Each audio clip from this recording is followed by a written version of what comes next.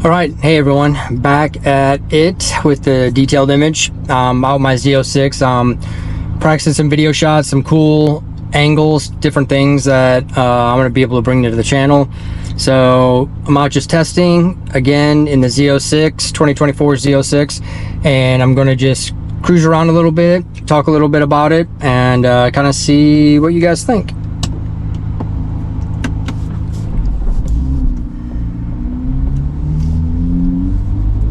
Alright, I'm out here in the Woodlands, Texas, driving around in Hughes Landing. It's so beautiful out here, so it's really cool, different scenes. One thing, I don't know if anybody else has this, when I put this car into drive, it jumps on me a little bit. I don't know if other people have experienced that, but it's kind of odd. I've never had a car that almost felt like it was already in gear when I was putting it in gear. I don't know. So I have my close-up lens on, and I have a feeling that my hair is not going to make it into the video, but that's okay. That's okay. Usually it's a time like this, if it touches the top of the car, I know it's maybe time to get a haircut or push it down a little bit. I haven't decided yet what I want to do. So yeah, again, I'm out here in the Woodlands, just driving some of these back roads, just to kind of give you an idea how the car runs. But again, the experience of driving this Z06 is like none other. And I know a lot of people dog, it's a Corvette, it's an American car. I got to be honest with you, I've owned R8s, I've owned Lamborghinis, Mercedes, and truly, for the money, it's the best car I've ever had in my life. And even cars that were a lot more expensive that I've had, this car is way better. So I don't know, I know everyone has an opinion. I hated Corvettes. I was never going to touch a C7 and below. Never liked it, just did nothing for me. But when they came out with the C8, honestly, it was a game changer for me personally. Like, I really enjoy it. I mean, it's just the sound. I've had people pull up all the time asking me if it's factory or stock, or if I did something to it. And honestly, I have not touched this car except for the Paragon's wheel spacers.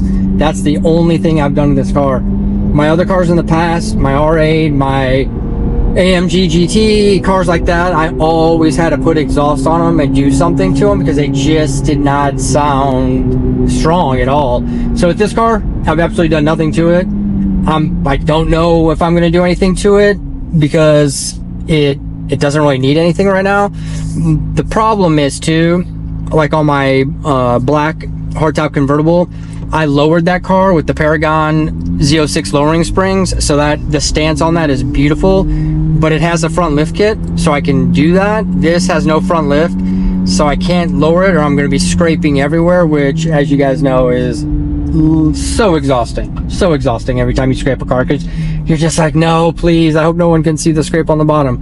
So it is definitely a car I really can't do anything with because of the way it's set up, but I purposely wanted the most stripped down version of a Z06 that I could find, and I did. It is substantially void of the creature comforts that my 3LZ has, but I don't care because this was more of a daily driver than the other one. I live in Texas. It's very hot. Driving an all black convertible in the middle of summer is not great. So I definitely thought this one out a little bit more before I got it.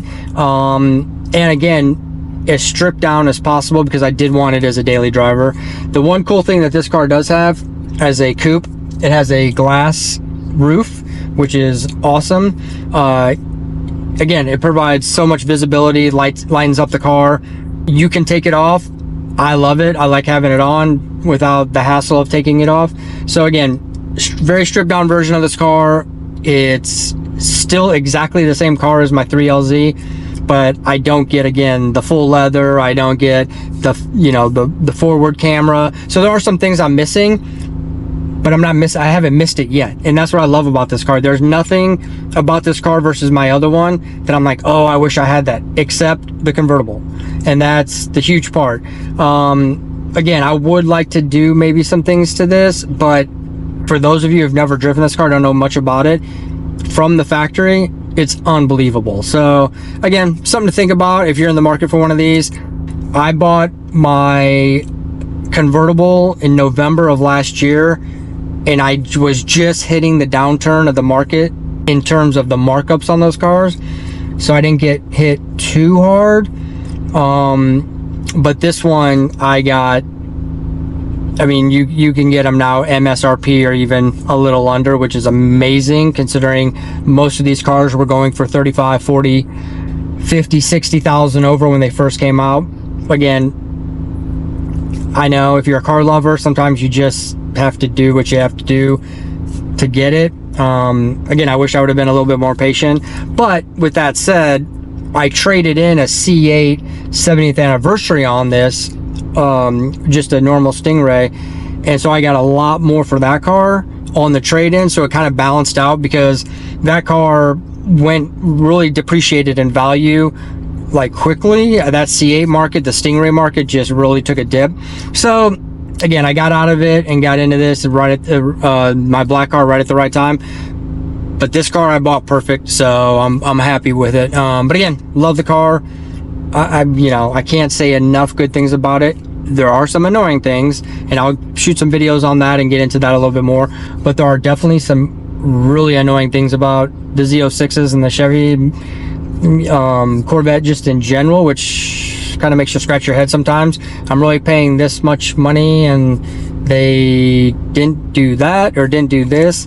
So we'll cover that in some later videos. But again, this car, I'm extremely happy with it, and I'll continue to talk about it and talk about some different things. Again, like I talked about in the intro, the service intervals, the different things I do on my cars, because I'm a little bit more anal probably than the average person. But I think most people that own these cars are probably pretty anal anyway. So again, I'll shoot some more video and talk about the different things about this car and some other cars that I'm going to go test drive, just to give you guys a perspective and a review on some of those different cars that I've driven or owned or been exposed to because of friends. So yeah, that's it, and I will talk to you guys soon.